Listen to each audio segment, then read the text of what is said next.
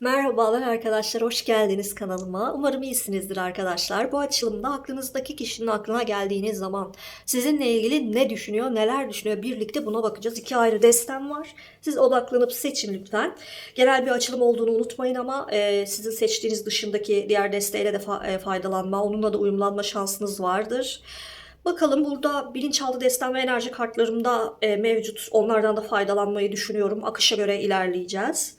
Dilerseniz siz videoyu da durdurup seçebilirsiniz. Ben sizi çok bekletmeden birinci destemle başlayayım istiyorum. Soru da ilerleyebiliriz. Eğer ki aklıma ekstra sorular gelirse onları da sorabilirim. Yani biraz akışta ilerleyeceğiz. Şimdi birinci desteği seçen arkadaşlarım, etkileşim kuranların niyetine. Birinci desteği seçen, etkileşim kuran arkadaşlarım, aklınızdaki kişi sizi düşündüğünde, siz onun aklına geldiğiniz zaman sizinle ilgili neler hissediyor, neler düşünüyor? Aklınızdaki kişinin aklına geldiğinizde sizinle ilgili düşünce ve hislerinde neler hakim oluyor bakalım. Onun aklına geldiğinde seninle ilgili ne düşünüyor ve ne hissediyor bakalım.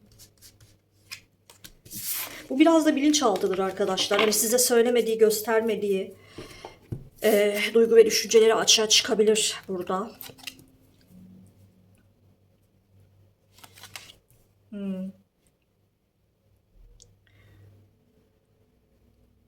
Sizinle ilgili şimdi burada farkındalığı olan bir birey var. Ya diyor ki ben aslında bir şeyleri farkındayım. Yani her şey aslında aramızdaki her konuyu, her sorunu, her problemi farkındayım. Siz onun aklına geldiğinizde sizinle ilgili her şeyi düşünüyor, her şeyi. Özellikle kendiyle baş başa kaldığı zaman oluyor bu. Yani yalnızken, hayatında kimse yokken, onu hiçbir şey oyalamıyorken, belki geceleri yatıp uyuduğunda o zaman işte düşüncelere dalıyor ve uzun bir süredir konuşmuyor olabilir sizinle. Yani burada da iletişimsizlik var aslında. Sizinle ilgili her şeyi düşünüyor. Sizinle ilgili özellikle geçmiş yaşantıyı düşünüyor arkadaşlar. Hani geçmişte neler yaşadıysanız bunları düşünüyor. Ve aslında şunu söylüyor.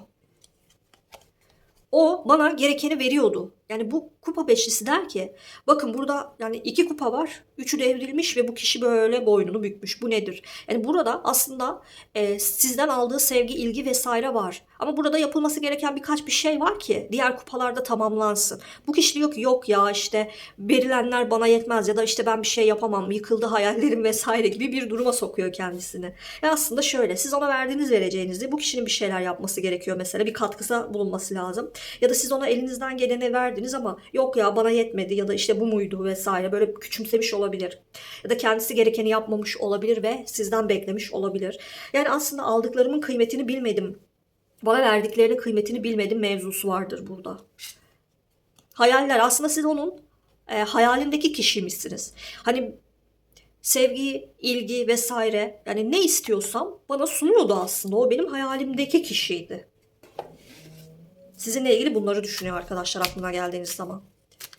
O bana her şeyi sunuyordu. Aslında ben sırt çevirdim. Şeklinde bir düşüncesi var. Aklına geldiğinizde sizinle ilgili neler düşünüyor?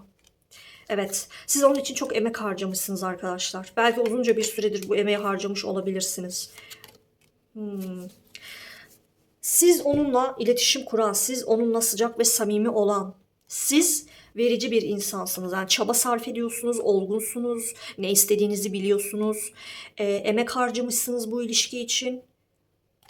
Zaten nedense böyle oluyor yani bir taraf çok veriyor, bir taraf gerekeni yapmıyor maalesef ki. Ama bu kişi böyle kılıç prensi. Yani kılıcımı çektim ben bildiğimi okurum. Bir de biraz da anlık enerjidir. Anlık hareket eder böyle heyecanı sever.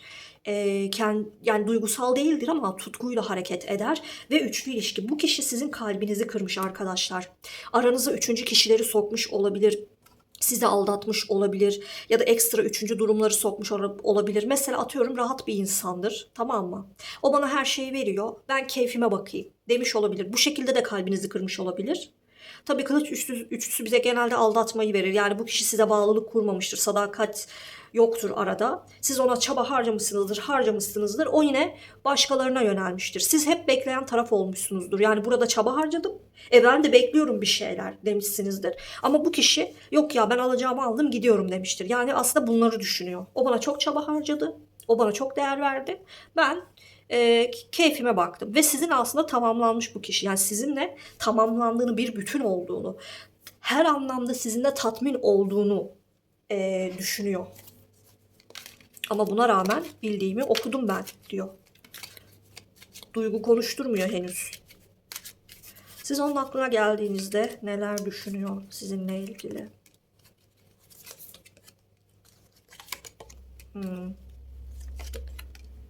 Bu kişi diyor ki ya ben keyif almayı seviyorum. Bakın hala yani evet sizinle ilişki kurmak güzelmiş. Diyor ki ya evet onunla ilişki kurmak güzel. Yani onunla mutluyum. Bakın burada derin bir aşk sevgi görmüyoruz hala. Diyor ki ben onunla mutluydum evet. Güzel bir ilişki yaşıyorduk. Fakat onunla olan ilişki sorumluluk demek, yük demek. Ama ben sorumluluk almak isteyen biri değilim ki. Yani ben böyle bana her şey sunulsun, ben keyfi hareket edeyim, ben işte sosyalleşeyim, ben yeni kişilerle tanışayım, ben bağlılık kurmayayım şeklinde bir süreç var. Burada kupa üçlüsü. Yani ben yeni kişilerle tanışmayı seviyorum.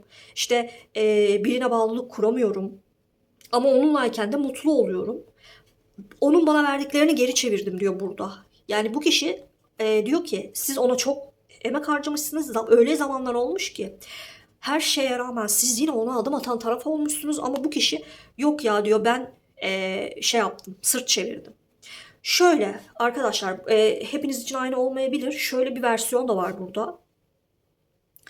Şöyle bir düşünce yapısı da olabilir. Ben işte ondan ona atladım. İşte yeni ilişkiler peşindeydim. Gerekeni yapmadım, değer vermedim. Şimdi ben ona gitsem o beni kabul etmez şeklinde de bir düşüncesi de olabilir. Yani kiminiz için böyle de olabilir arkadaşlar. Yani ben şimdi sorumluluk almak istesem de, ben ona adım atmak istesem de o beni kabul etmez. Şimdi o beni geri çevirir. Tekrar başlayamayız.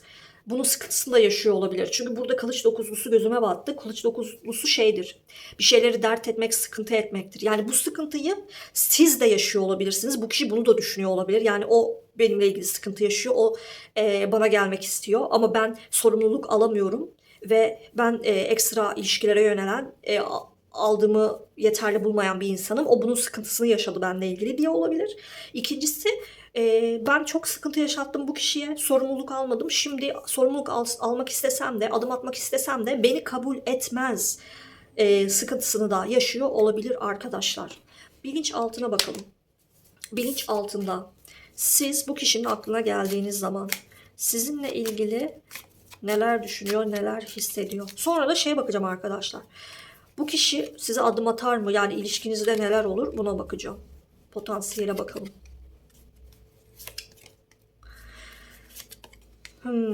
Bakın tembellik, verme konusunda cimrilik. Bu kişi diyor ki ben ona soğuk yüzümü gösterdim. Ben duygusuzdum. Yani ben ona duygu vermedim, ben ona bir şey vermedim. Ben hep aldım. Ben cimri oldum duygularım konusunda. Benim için ilişki sıradandı. Yani ben zaten ilişki yaşamayı seven bir insanım. Ben tembellik konuşturuyorum. Nedir bu? İşte almayı seven, vermeyi sevmeyen, hep böyle yeni ilişkilerim olsun, yeni heyecanlar. Yani ilişki benim için çok basit, çok sıradan bir şey yani. Öyle yaşanır geçer gider. Ben ona bu yüzümü gösterdim ve bunun için suçluluk duygusu hissediyorum diyor. Bu kişinin içinde suçluluk duygusu var. Bu da bizi neye veriyor? Neye götürüyor? Şu arkadaki olaya, şuraya. Yani bu kişi ben şimdi ona adım atsam beni kabul etmez tarzı bir düşünce içerisinde olabilir demiştim ya. Onu yaşıyor olabilir evet. Çünkü burada suçluluk duygusu var. Yani keşke hani daha olması gereken gibi olsaydım. Keşke böyle cimri olmasaydım. İlişkiyi sıradan basit düşünmeseydim. Onun bana verdiklerine sahip çıksaydım, değişseydim, böyle tembel ve işte negatif olmasaydım tarzı bir düşüncesi var. Yani bilinç altında bir suçluluk duygusu görüyoruz ama tabii bu bilinç altında. Yani hala böyle rahat ilişki sürdürme isteğini görmüştük zaten ama bilinç altında böyle bir şey var. Enerji kartlarımızdan da seçelim hadi. Enerji kartları bu kişi sizinle ilgili ne düşünüyor diye baktığımız zaman.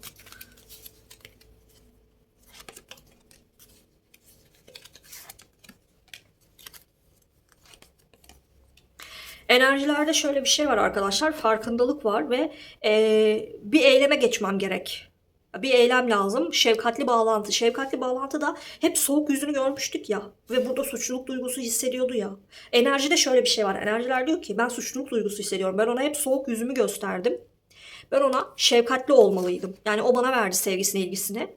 Ben ona karşı bu sevgiyi, ilgiyi sunmadım. Ben ona şefkatli bağlantısı, şefkati sunmalıyım, eyleme geçmeliyim. Bunun farkına vardım dediği bir durumda söz konusu. Yani bu kişinin içinde bir böyle pişmanlık, bir işte kaybettim, onu kaybettim dürtüsünü de gördük aslında. Siz aklına geldiğinizde bunları düşünmüş yani. Şeye bakalım. Bu kişiyle yakın gelecekte neler olabilir? Nasıl bir akış sizi bekliyor? Aklınızdaki kişiyle yakın gelecekte neler yaşanır? Bu kişiyle nasıl bir ilişki sürer? Size gelir mi? Yakın gelecekte sizi neler bekliyor bakalım.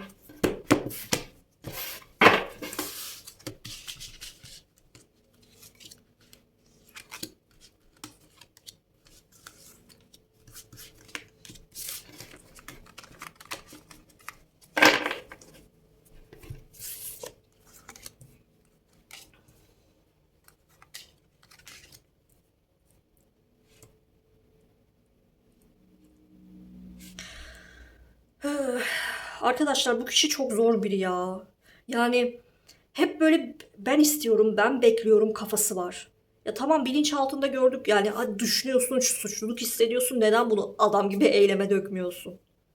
Şimdi şöyle, bu kişi hayatında bir takım sıkıntılar yaşayacak arkadaşlar. Bir kaybetme durumu söz konusu olacak. Belki maddi anlamda kayıplar olacak. Belki ilişkiler anlamında sıkıntılar yaşayacak. Kendini mutsuz hissettiği bir dönem olacak. Ve bu dönem içerisinde size adım atacak aslında. Çünkü sizin ona verdiklerinizi özleyecek, bunu görüyoruz. Ama burada böyle gerçekten çok aşık bir insan beklemeyin arkadaşlar. Burada daha çok kendi rahatını düşünen biri var aslında. Hani ne olursa olsun suçluluk duygusu hissetse dahi kendi rahatını, kendi aldıklarını, almak istediklerini düşünen bir birey görüyoruz burada. Evet, size adım atacak. Bu hızlı bir eylem olabilir. Hatta Tılsım Kralı daha böyle net adım atmak isteyen birini verir ama biraz böyle anlık bir düşünce olarak görüyorum ben bunu. Bir dakika, biraz daha detaya girelim bakalım.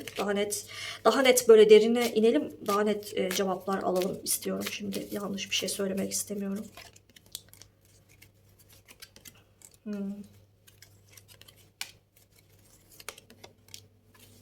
Aa, Tılsım Kralı, Tılsım Kraliçesi çıktı arkadaşlar. Şöyle kartlarımı alayım. Gördünüz mü?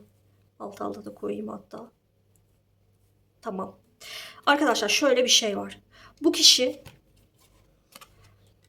bu kişi farkındalığa varacak. Tamam mı? Yani kaybettiklerinin farkına varacak. Çünkü hep bir arayışta, evet. Hep bir arayışta, tatminkar değil ve bir yere bağlanamıyor. Evet, okey. Ve size karşı duygusal yoğunluğu çok olmasa bile size muhtaç kalacak arkadaşlar. Bu kişi size muhtaçlığından kaynaklı size adım atacak. Ve bu kişi böyle biraz daha artık hani net adımlar atmalıyım kafasında olacak. Yani ona net gitmem lazım. Hatta burada sizi Tılsım kraliçesi olarak görmesinin sebebi de beni kabul etmeyebilir, bana yüz çevirebilir, bana sert davranabilir, bana artık verici olmayabilir şeklinde bir düşüncesi de olacak. Yani burada kılıç altılısı aslında bir şeyleri geride bırakmalıyım ve ona gitmeliyim kafası var. Bu kişi size gelecek tekrardan. Ama işte geçmişi, olumsuzlukları geride bırakma düşüncesiyle gelecek. Yani ben kırıldım, işte yıprandım, ben kaybettim bir şeyleri, ben kaybettiklerimi geri almak istiyorum ve bu konuda daha böyle net adımlar atmalıyım düşüncesiyle size gelecek arkadaşlar. Yani çoğunuz için evet bu şekilde. Tabii ama şöyle şunu söylemem gerekiyor. Bir kısmınız için bu geçmiş dürtülerden arınamayabilir. Yani bu hepiniz için geçerli olmayabilir arkadaşlar. Hani o arayışı, ne bileyim o mesafe, uzaklaşma ya da işte düzelememe mevzusu bazılarınız için yaşanabilecek bir şey. Hatta şurada Aziz kartı var arkadaşlar. Aziz kartı bize şunu da verir. Görmüşken bunu söyleyeyim. Bu kişinin ekstra ilişkisi olabilir mesela, ya da bu kişi evli olabilir, bize bunun uyarısını verir. Yani bak, bu kişi evli olabilir. Seninle ya da bir başkasıyla, ya da bu kişinin ekstra bir ilişkisi olabilir. Ama zaten şunu görmüştük ya, hani bu kişinin ilişki, yani ekstra ilişkisi olduğunu, ne bileyim rahat hareket etme isteğinde olduğunu, bunları zaten görmüştük. Ama bu evrede sizin ondan yani şöyle söyleyeyim, sizden kaybettiği o ne varsa, sizin ona verdiğiniz ilgi vesaire, bunları başka bir yerde bulamayacak ve çok fazla sıkıntı yaşayacak. Bir kaybetme durumu, yoksunluk hissiyatı ve sonrasında size adım atmak durumunda kalacak. Sana muhtacım diyerek gelecek aslında bu kişi size. Bilinçaltına bakalım. Bilinçaltında neler var? Size adım attığında, size geldiğinde, ilişkiniz içerisinde bilinçaltı ne durumda olacak bu kişinin? Bilinçaltında neler düşünüyor yani? Masumiyet, ödün, şizofreni, yaratıcı, baskılanma. Şimdi şöyle, bilinçaltında işte yalan dolan vesaire durumlarında masum olmalıyım. Yani hani gereken neyse onu yapmalıyım. Daha masum, daha böyle olması gerektiği gibi düşünerek ilerlemem gerekiyor. Ödün vermeliyim. Ödün vermedim, artık bir şeylerden ödün vermem lazım yani. Yaratıcı olmak, yeniden başlama isteğidir bu. Bir şeyleri toparlama, sıfırdan kendini değiştirme, ama bununla ilgili bir baskı hissedecek, bu da var. Yani kendini stres ve baskı altında hissedeceğini görüyoruz. Size adım attığında, size geldiğinde kendini baskı ve stres altında hissedecek. Biraz böyle yavaş hareket etme eğiliminde olabilir. Yani hani e, yani adım adım ilerleme durumu söz konusu olacak onda. Bir anda hadi ilişkiye başlayalım, hadi ben değiştim şeklinde değil de yavaş yavaş bir şeyler yoluna girsin. Kendimi baskı ve stres altında hissediyorum, biraz ağır olsun bir şeyler tarzı bir durum. Yani burada aslında değişmek isteyen bir profile ulaşacağını görüyoruz bu kişinin arkadaşlar. Birinci desteği seçenler, umarım memnun kalmışsınızdır ve deste size fayda sağlamıştır. Yorumlarda buluşalım lütfen. Beğenip abone olursanız çok mutlu olurum. Bana destek sağlamış olursunuz. Ve böylelikle alma verme dengesini sağlamış olursunuz arkadaşlar. Ben ikinci desteme geçeceğim. Ve tabii dilerseniz siz ikinci desteği de dinleyebilirsiniz arkadaşlar. Bakalım ikinci destemizde neler bizi bekliyor, merak ediyorum. Evet, ikinci desteği seçen arkadaşlarım. Etkileşim kuranlar. Aklınızdaki kişi. Siz onun aklına geldiğiniz zaman sizinle ilgili neler düşünüyor ve neler hissediyor? Aklınızdaki kişinin aklına geldiğinizde sizinle ilgili neler düşünüp neler hissediyor? Bakalım, bakalım. Onun aklına geldiğinde seninle ilgili neler düşünüyor, neler hissediyor?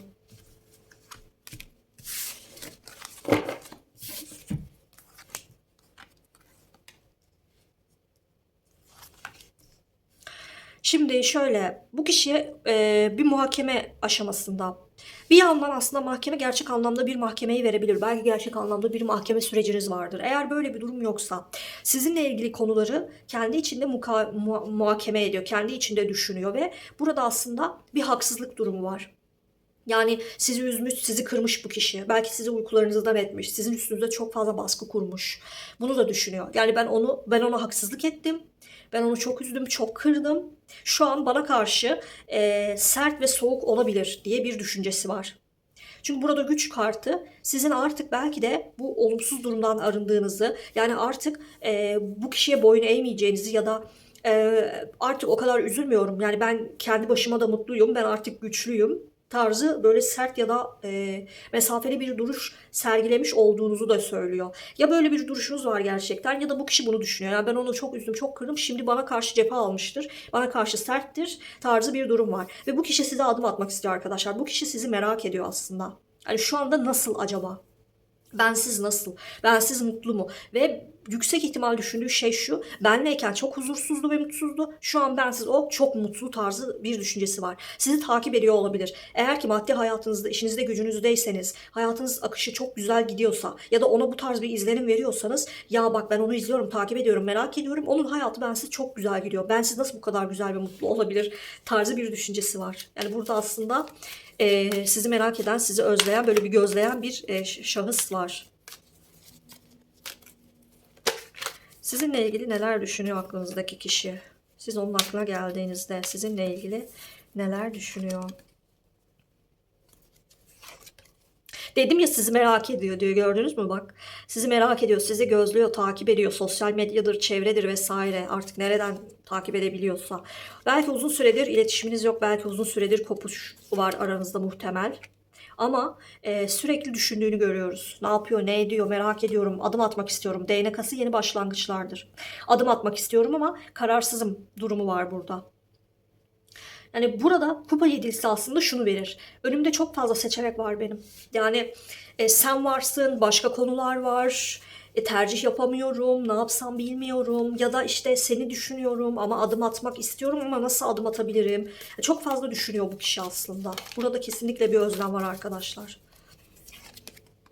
O gelecek size bu kişi, hem de pişmanlık göstergesiyle. Kesinlikle gelecek arkadaşlar. Yine düşünce çıktı. Bu kişi sizi düşünüyor ve bu kişinin duyguları size karşı yüksek. Bu kişi aslında şunu söylüyor. Şimdi büyücü farkındalıktır. Farkındalığa varma. Bu kişi size karşı olan duygularının farkına varmış. Ben sana karşı yükseldim. Duygularım coşkun. Ben seninle mutluyum. Ben seni seviyorum. Ve belki bu kişi de sizinle ilgili emek harcamış olabilir. Para sekizlisi bunu verir aslında. Hani ben de bir emek harcadım ya seninle ilgili. Ya ben de yaptım bir şeyler. Ve ben seninle ilgili emek harcamak istiyorum. Harcamadıysam bile harcamak istiyorum. Ben sürekli geçmişi, bizi düşünüyorum. Arkadaşlar şarjım bitmiş. Şimdi tekrar kaldığım yerden devam ediyorum. Bu kişi sizin için emek harcamış olabilir demiştim. Yani harcamadıysam bile emek harcamak istiyorum senin için. Seninle mutlu olacağımı düşünüyorum. Sana karşı duygularım var. Ve burada pişmanlığını dile getirerek size tekrardan bu kişi gelecek. Bir teklifle birlikte geleceğini görüyoruz arkadaşlar. Çünkü geçmişte hep sizi düşünüyor. Yani burada evet duyguları yoğun olan ve sizi düşünen birisi var. Bakalım bilinçaltına inelim tekrardan. Ya daha derinlere inelim. Bilinçaltında neler var bakalım.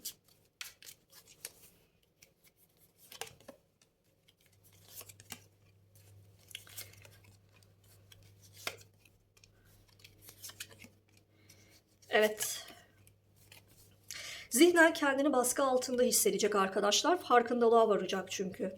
Yani neyi kaybettiğini, neye yapması gerektiğini aslında bunu yoğun bir şekilde farkına varıp böyle bir anda hani pat diye bir yıldırım çakar ya bir anda bir şey farkına varırsın. İşte hayatında bir sıkıntı yaşarsın, bir şeyleri kaybettiğini fark edersin. Burada bir farkındalık olacak ve bu konuda yaratıcı olmaya çalışacak. Bu yaratıcılık da yeniden bir başlangıçtır aslında. Yani farkındalıkla birlikte bu yaratıcılık kendisine gelecek arkadaşlar ve kişi evet size adım atacak. Peki şöyle bir şey yapalım arkadaşlar. Size gelecek, adım atacak. Bu adımdan sonra son kez bir bakalım. Devamlılığında, ilişkinizin süre gelen devamlılığında, yakın gelecekte neler olur? Peki neler yaşarsınız? Yakın gelecekte neler yaşarsınız? Son bir kez bakalım. Yakın gelecekte bu kişiyle neler yaşarsınız?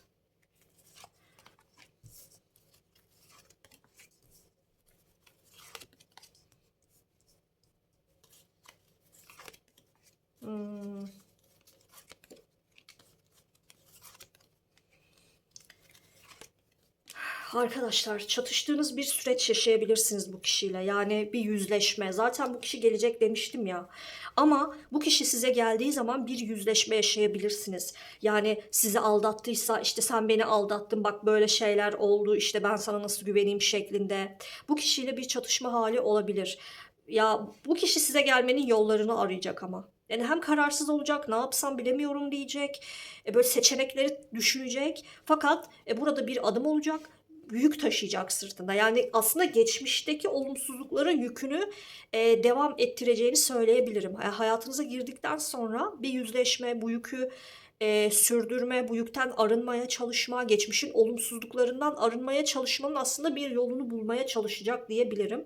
Bu da işte üçlü ilişki olabilir. Yani hayatında bir başkası olmuş olabilir ve bundan kaynaklı sıkıntı yaşamış olabilirsiniz. Ama burada tamamlanmaya giden bir süreçte var. Yani sizinle devam etmek adına, bir şeyleri düzeltmek adına uğraşıp çaba sarf edebilir. Yani ben onunla kendimi tamamlanmış hissediyorum. O bana her şeyi sunuyor. Bu konuda bir şeyleri düzeltmek için ne yapmalıyım şeklinde kendini bir yük altında hissedecek ve aslında bir şeyler evet rayına girebilir ama bu bir süreçtir tabii. Bir anda düzelecek diye bir şey yok. Yani belki siz ona güvenene kadar ya da o işte sorunları halledene kadar böyle inişli çıkışlı bir devam etme durumu da söz konusu olabilir. Fakat duygu var mı? Var. Pişmanlık var mı? Var. Adım atma isteği var mı? Var arkadaşlar. İkinci destemiz de bu şekildeydi. Umarım size fayda sağlar. Bir ara bir bölündüm ama devam ettirdim. Zaten artık sona da yaklaşmıştık. Umarım yolunuza ışık tutar. Söylemediğim başka bir şey var mı diye düşünüyorum. Yok. Enerji kartı açalım mı? Hadi açalım. Son bir kez size bir de enerji kartlarımdan açayım. Bir araya geldiğinizde enerjiniz nasıl ilerler, nasıl olur? Buna bakalım.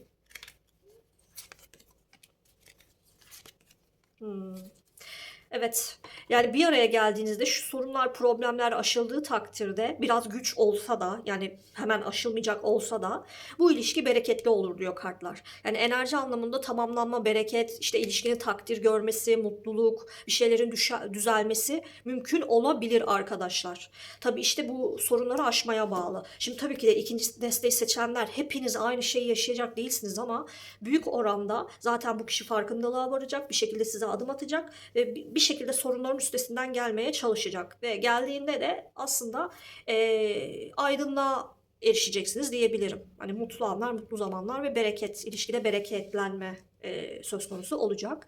Evet, bu kadardı arkadaşlar. Umarım fayda sağlamıştır size, yol göstermiştir açılım. Yorumlarda buluşalım isterim. Beğenip abone olursanız bana katkı sağlamış olursunuz. Çok memnun olurum ve şimdiden teşekkür ediyorum. Kendinize iyi bakın arkadaşlar. Hoşça kalın.